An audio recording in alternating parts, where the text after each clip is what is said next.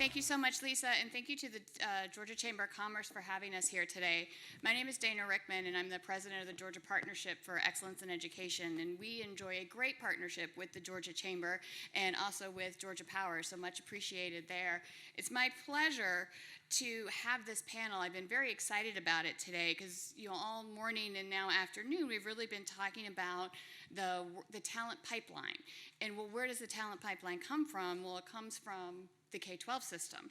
And so now we're going to really dig in. The K-12 system is charged with developing our young learners into students and prepare them to enter either directly into the workforce from K-12 or pursue additional education in our technical colleges and universities.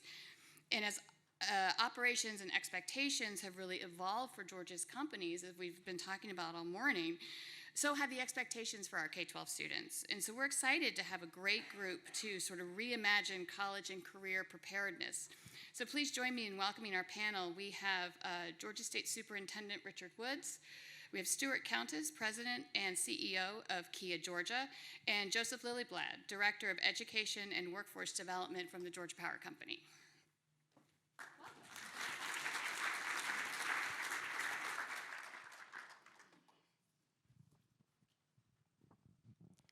So Superintendent Woods, I'd like to start with you. We've heard already today how both the post-secondary systems and the businesses have really changed and adapted to the needs of the workforce. So how has the Department of Education, which is such an integral role in our state's workforce development strategy, how has DOE adjusted to the new needs of companies to ensure students are ready for this workforce? Well, I think first of all, for years we had kind of bought into the system that all students needed to go to a four-year university. I think recognizing that there's diversity in the workforce, I kind of jokingly tell people during Christmas I had my heat pump at my house was actually stolen, but the whole unit. But I did not call my college professor to come replace that, So I think it is trying to understand that there is that. So right now we are currently working on expanding our graduation diploma system that for students that are wanting to go straight into the workforce, that they will leave not only with a diploma but some type of industry credentials that they can carry with them.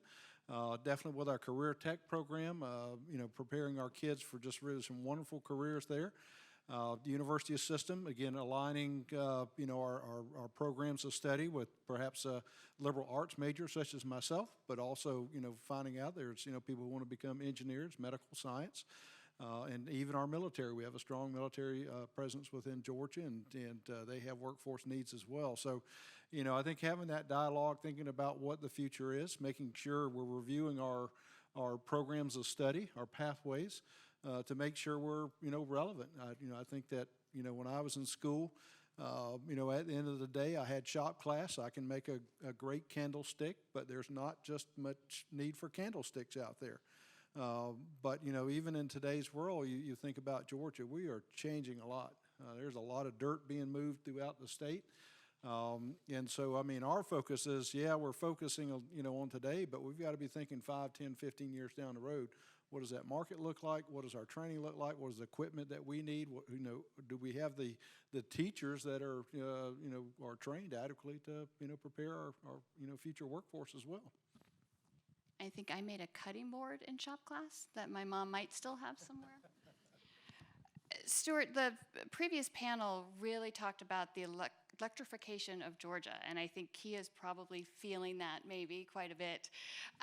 But the workforce shortages continue to exist for all Georgia employers. What opportunities do you see for our K-12 system to help address some of these skills gaps currently being experienced over the long term, but also the current shortages that we have? Well, thank you for having me here. A couple of things that I've heard right off the bat that I think really fit to this is stop talking about jobs. We got to talk about careers. It just is basically a four-letter word, the way it's heard. The same thing goes, and I got lectured 2 years ago about this, stop training people and educate people. It changes a mindset, and we've started internally trying to get ourselves into that world of discussion. We have also re-engaged with tours. So you have to show individuals who aren't in your facilities on a day-to-day basis what it is that you do. There's a very bad misunderstanding, especially in the manufacturing world and maybe arguably in the automotive world, that it's a safe, unclean environment, you know, maybe a dead-end career job. So how do you change that narrative? It starts with bringing middle school and high school students to your facilities, showing them what a career can look like, helping the teachers and the counselors understand exactly what goes on inside of our individual buildings. If you're not working to dispel those images, then you're missing a grand opportunity. We also think that career pathways are certainly a very important thing.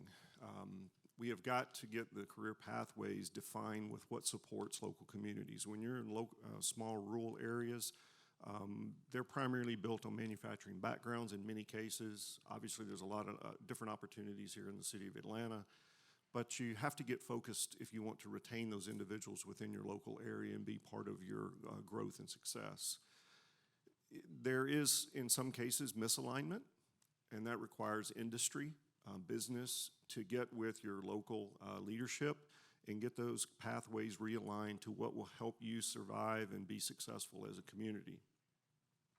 We also think that there's some really good tools out there. The state, through Superintendent Wood's leadership and TCSG, U-Science. We really think there's a lot of advantage about U-Science. This gives individuals the ability to understand what has interest for them. That may be something that they really end up not liking, but it's basically a test that'll just help point you into a direction. Unfortunately, we've got to get it utilized in all the school districts. It's basically the individual school districts are left up to them, and if you look at the evaluation scores, Dr. Wall and I have had a lot of conversation about this. There's a lot of places that are utilizing it very successfully.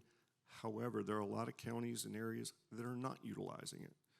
Well, those individuals who maybe don't have that desire or even knowledge of whether they want to go to a 2-year or 4-year school, they need some assistance. So why not use a resource that can help guide them?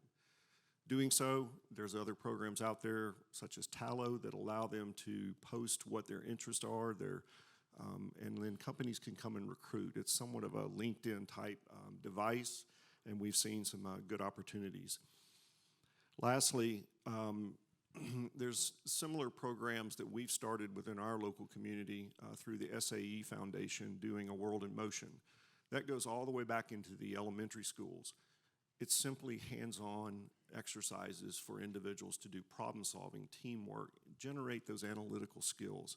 We've seen great success over that.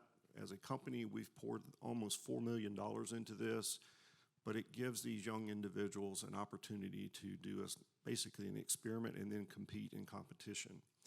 And lastly, I promise, is Green Power USA. So that is a fitting experiment and program that allows individuals to understand what we do as a company.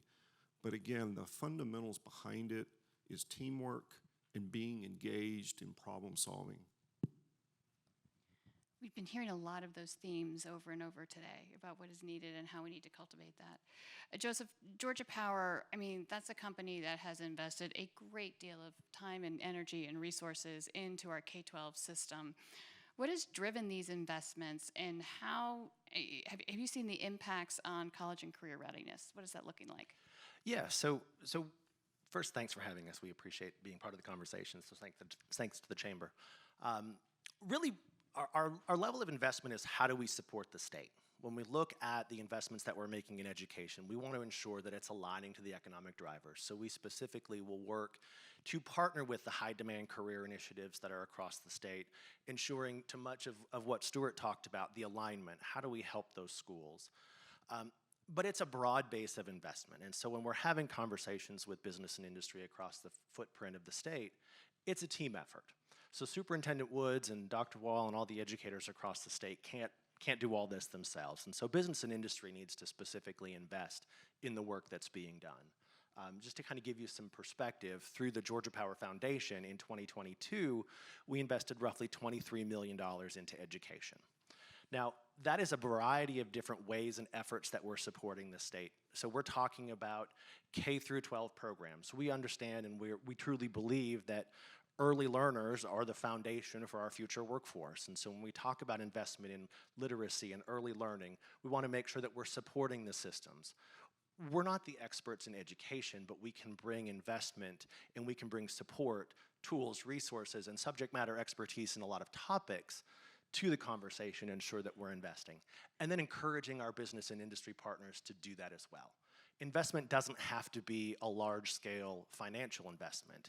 It can be mentorship in the school programs. It can be providing tools and resources to a STEM lab. It can be just bringing extra resources to a school and ensuring that they're getting the things that they need. And I say things in the sense of the core curriculum is there, but oftentimes it's the real life or the experiential learning opportunities, and we believe that's important for the growth of our future workforce, is to have the experiential components. So we're invested in education. We see that as success to Georgia's economic drivers. There's a reason that my team specifically sits in the Economic Development Organization, because we want to look at it from a broad-based perspective. So when we talk about economic drivers, that's important, but we also have to look at equity and how we invest equitable across the state and ensuring we're creating opportunities for students that might not have those opportunities, communities that might not have been as engaged in other communities, and making sure that we're investing not just dollars into the system, but equitable dollars into the programs. Thank you. Superintendent Woods, back to you. There are a number of programs offered in our K-12 schools aimed at offering chances to engage real-world learning experiences, as Joseph just mentioned, in professional settings. How does DOE coordinate which programs are offered at which schools, and including how that fits in with local workforce development strategies?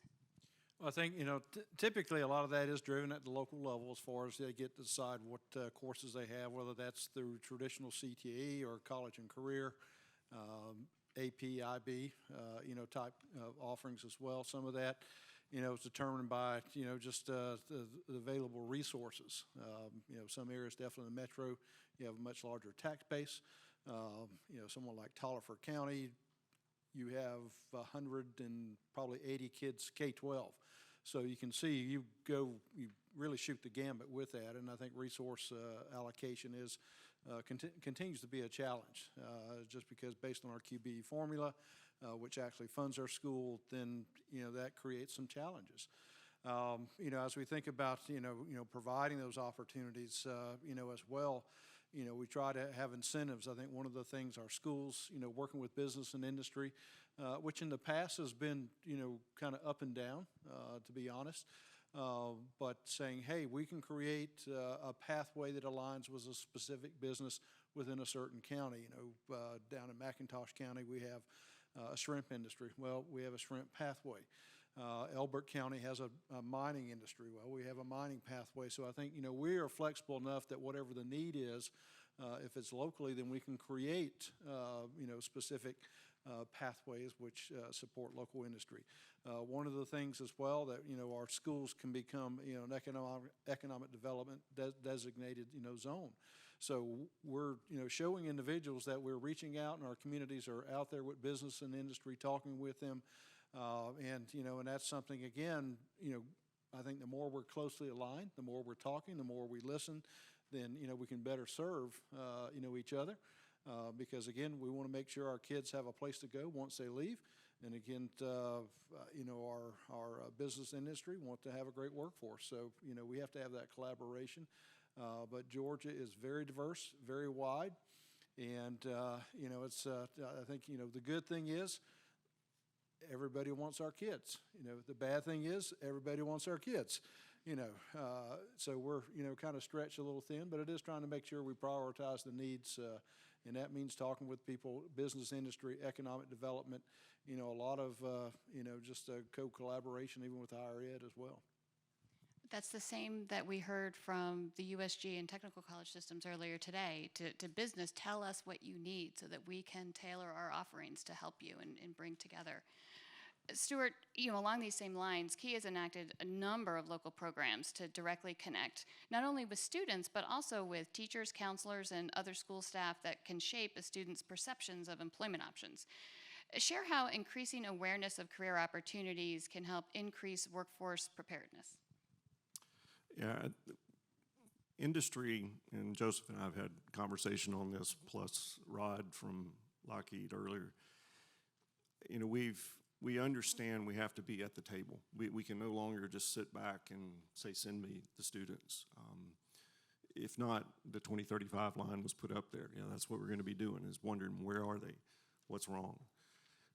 One of the things we've also learned, I think, during really this COVID period is the communication, how we're talking to future employees of the company. Listening to me, that's not interesting. I have a more difficult time relating to them and telling a story that means something to them. So why I say that is we have found good stories inside our own facility and allowed them to be the communicators of what a career can look like within our facility. In most cases, and I think in any of your businesses, you're going to find some very compelling stories to tell. You could take the Georgia, the Hope through the TCSG side. Again, very compelling stories to show where people have developed themselves, overcome obstacles, and we should utilize those to help get that narrative out there about what a good career can look like. You also have to go into your college and career academies. I believe there's 22 of them in the state now. Those college and career academies tend to focus on what is necessary for your particular area. They're very successful, but it requires that industry and business be active and participative in those arenas. You can't sit on the sidelines and just wait to see what happens. So if that's helping to develop the career pathways, yes, you have a responsibility to do that. Developing externship type programs, or in our, we've done that a couple of times. We've had one individual that now permanently works for us, came out of that program, but originally was going to a 4-year school. Did his time through the junior and senior year, decided he'd go to a technical college, got his degree there, and the individual was making 6 figures in a maintenance certification program and is happy. Talk to him all the time. I have no interest in going back to college. I have found what I need to do, and knows that if he wants to go back, we as a company have education reimbursement programs that will help him advance that degree. So that also is a positive benefit that I don't think a lot of individuals, nor parents, teachers, and counselors also understand, but we have got to enunciate those things loudly, that they are there if that's what you want to do. Somebody mentioned earlier about, days, career days. Yes, we call it Kia Georgia Day. Go into the schools, actively recruit. We recruit athletes for football teams. I'm not going to make any Georgia comments for Steve Daniel, because I've taken my beatings over that, as I'm an Alabama person, but why not recruit the kids like we recruit college athletes? You can make it fun. You can put hats on a table, and you can have companies there. There is just a general way to communicate, and that's something I think we're beginning to learn. How to attract and retain this talent is a very different way. So I encourage all of us to continue to work through that. You can have high school job shadowing programs. We had a private school in. There were 5 people walking around with different folks for 3 days. They just want to know what we do. Now I have potential employees that are going to come out. So a lot of opportunities there. Yeah, I have to say, every time I hear about the opportunities in the technical college or the electricians, I seriously question my own life choices. I mean, it turned out all right, but I'm like, had I only known. I got a program at TCSG. I'll get you into it. Perfect. Thank you. We'll exchange. Joseph, I mean, we've been talking about electrification, which makes me just go like this. The projected growth of the energy sector, incredible need to increase the number of individuals equipped with that needed skill. And this is true, though, for many STEM fields. How does this consideration impact how you Georgia Power, are engaging with your future workforce? Sure, great. So the piece of paper that fell had some really compelling statistics around STEM jobs. I'm going to try. Oh, thank you. I appreciate that. Now they might not be as compelling now that I have them in my hand. But when we look at STEM careers, it's roughly 62% of the careers in Georgia currently. That number's only going to grow. So we know that STEM investment is going to be imperative. When we talk about economic output, 71% of Georgia's economic output comes from STEM careers, and 66% of the state's GDP comes from STEM careers. So when we talk about STEM engagement, there's a pretty easy business case around why we invest in that. Now, when we look at the workforce specifically in the utility sector, electrification, and all of that, it is evolving so quickly. The world itself in that space, not just from the core infrastructure at Georgia Power, but the electrification of vehicles and the electrification of charging stations and how we use electricity is evolving so quickly. And so we need to continue to look at, well, how do we maintain our existing infrastructure? So what are the programs that ensure we have a future workforce at Georgia Power? That's going to be imperative. But also, what are we doing to push the envelope? Because there's a lot of things we don't know that are coming down the pike. We think we know, there's a huge amount of research and development invested in that, but when we talk about the energy sector, it is constantly changing. And so what are those core competencies? What are those core technical skill sets that are going to be imperative long term? Electricians, we're gonna need electricians well past my lifetime. That's a need. How do we continue to get folks to understand what the evolution of that looks like, as well as how do we make sure that we have a long-term pipeline for those kind of things? When we talk about just how we engage, we want to start the conversation early and make sure that we're having the conversation to say, I can't tell you what a job's going to look like in 2040. I can give you a pretty good guess based off of the statistics, but I'm going to tell you these are the core skills. And a lot of them are just about embracing the level of technology that is there, but still going back to some core components, making sure we have strong communication, making sure we have the foundations to ensure that we're still gonna have to work together. While technology is doing a lot, it still doesn't take away that human interaction. So we wanna make sure that we're not just focusing on the technology, but also how does it make up that future employee and participate in the community. Okay, I'm going to ask for some wrap-up comments from our panel, and then we'll open it up to the audience. I would say my big takeaways from this were your opening comments about let's not talk jobs, let's talk career, and let's not talk training, but ongoing education. So that's for me. Superintendent Woods, what are some parting words you'd like to share? Well, I think, you've heard a lot. We need to start early. One of the things we are, currently looking at or working on, we do have ag education down in our K-5 system. I think that's something we're very proud of. We are in the process of extending some of our CTA careers and giving some exposure down there. Again, one of the challenges, really our kids don't know what they don't know. Some kids have never been outside their county, and that means probably, especially in rural Georgia, means you're probably somehow associated with ag in some form or either pulpwood, and that's just the reality of the situation. As we continue to move forward, it is opening up that door for opportunities. One of the things that I envision within the next few years, by our sophomore year in high school, we'll be done with our mandated testing. My hope is that at junior and senior year, that becomes more work-based, field-based learning, giving our kids the opportunities to step out. I think you've heard about, Phoebe, and during COVID, well, within Daugherty County, we had kids in the healthcare system just jump right in.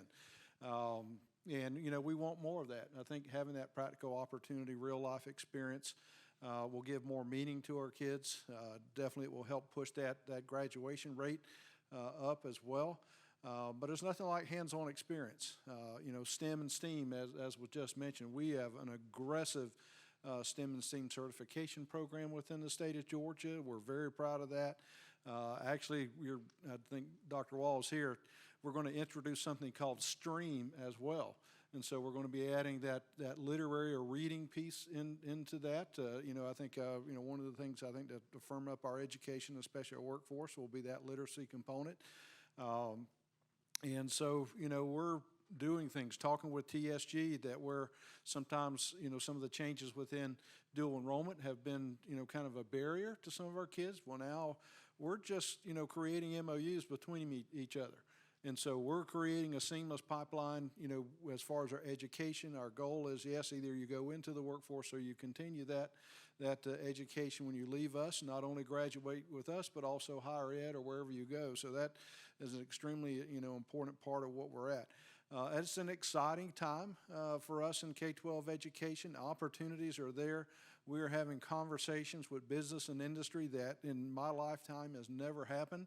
I think you'll continue to see that growth and that collaboration because we are a team. I think at the end of the day, we want all our kids to succeed. If we are successful in this education end, especially K-12, that means we are going to be better off as communities, we're going to be better off as a state, we're going to be better off as citizens. So, I'm excited about where we're at, and the opportunities just continue to grow and expand on a day-by-day basis. Thank you for that. Stuart? Yeah, student exposure, again, to different careers by getting them in. What I failed to mention earlier is we have got to find a way to get the educators into our businesses. And I mean that. They have got to come spend time and see what we do, whether that's a scholarship base, but it's a 12-month program. We had done that in LaGrange back before COVID with a program called LIFT, LaGrange Industrial Fellowship of Teachers. They spent 1 week's period in our plant just learning what we do. And then they hopefully take that back into the classroom. So there's an ongoing discussion about how do we do that as a state, and it should be doable. You can gain a whole lot. We firmly believe that. Like Joseph, I have a couple of statistics, and I just highlight these. From a career point of view, when you look at manufacturing, this argument that it's a dead-end job just doesn't work. I have 188 people who started their career as a production team member. They are now either a first-line supervisor or a second-line supervisor. They have no educational background behind them other than hard work, hard careers. I have 91 people that are in some type of an administrative function, HR, TR, engineering, you pick the function. Educational background, just work through careers. And then also 8 production team members that have worked their way up to a manager level within our organization. So the discussion has got to stop about it's not a career that you can develop if you don't have certain sets of criteria. You can, and we're going to help you get there. What most of our companies do, we grow from within. There's no better way to grow than from within, because the knowledge that you take just keeps escalating, and you have a better overall understanding of the business top to bottom. Joseph? Yeah, so I'll echo many of the words that have already been said. Kind of the takeaway that I try to send in the conversations that I'm having, that this is very much a team sport, and that no one entity can continue to work in isolation. We have to work together. We have to have alignment. We have to have investment, and we have to have people participating in this. When we look at it from an early childhood, early learning, this is our future workforce, so we've got to invest in it early.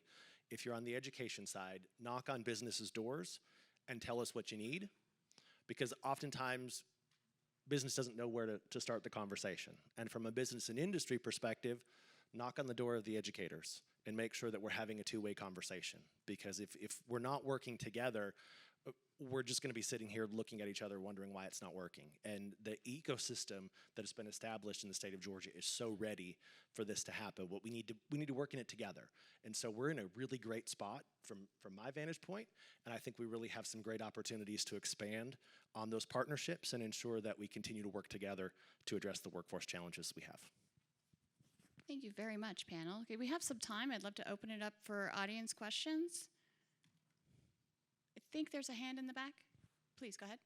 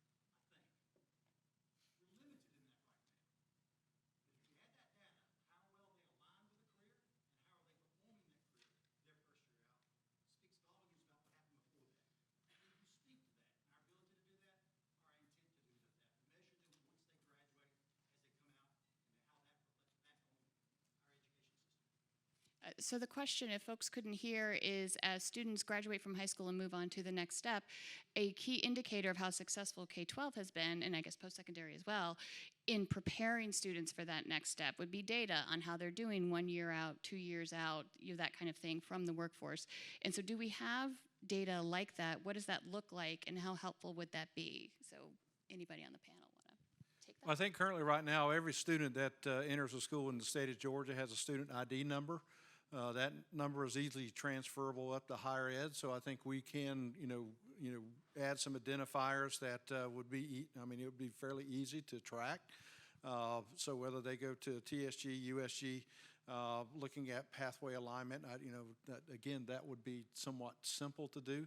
Now, once you get past higher ed for us, then I guess that becomes a little more problematic, and does the information become more anecdotal with that? But at least as far as looking at students, seeing are they graduating, what paths, if they started an X path, did they stay in that path, then that we could easily do that. Do you all know of any data on the job career side? I know that's been difficult for us to get. Yeah, we'd have to, I know there's on the Governor's Office of Student Achievement, the GOSA website, there is a report called the High School Feedback Report, that does pretty much what Superintendent Woods was saying, that once students get in, if it's a post-secondary institution in Georgia, you can pull the high school's record of how those students are doing once they enroll. Yes, ma'am, hand in the middle.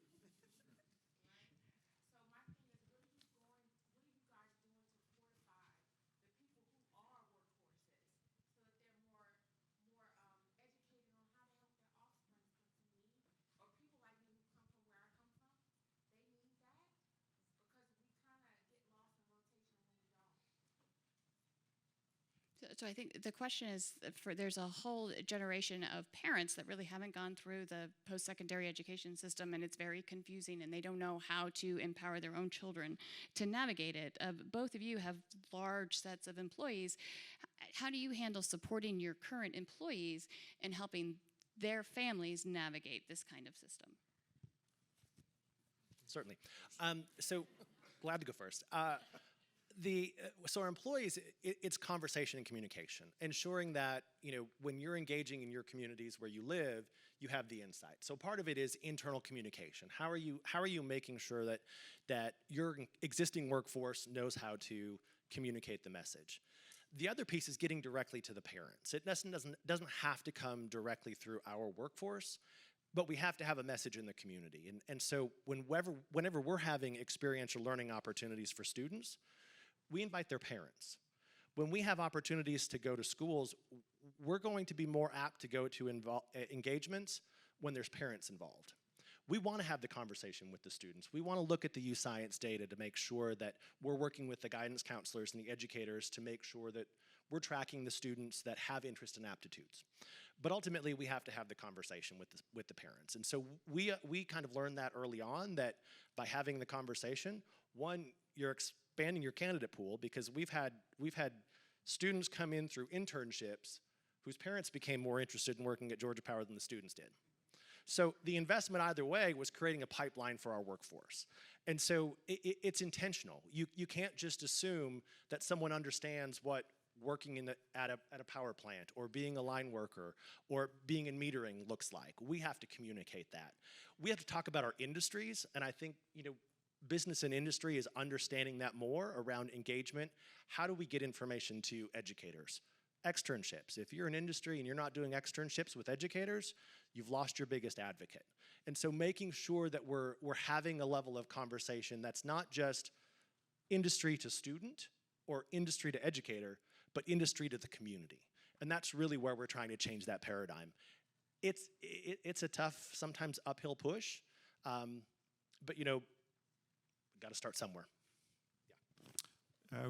Not a lot to add to it. I think it's clearly communication, but it's both an internal to existing employees and what the opportunities may be for their children, whether it be they have co-op summer jobs, et cetera. You can expose what those opportunities are. But it also is working with your local school system and saying, hey, we want to have parent day. We want to involve them to explain what opportunities exist, because you can't always rely, if you put a flyer out as an example, that information is going to make it to your desk for you to sign. So I think it takes both, and you got to just stick with it. It takes a lot, and you can't give up. Okay, well, thank you very much. We're just about out of time, so we're going to call it for this afternoon for this panel. Thank you so much to our panelists for sharing your wisdom and your ideas, and thank you to our audience. And you all have, and thank you, Georgia Chamber.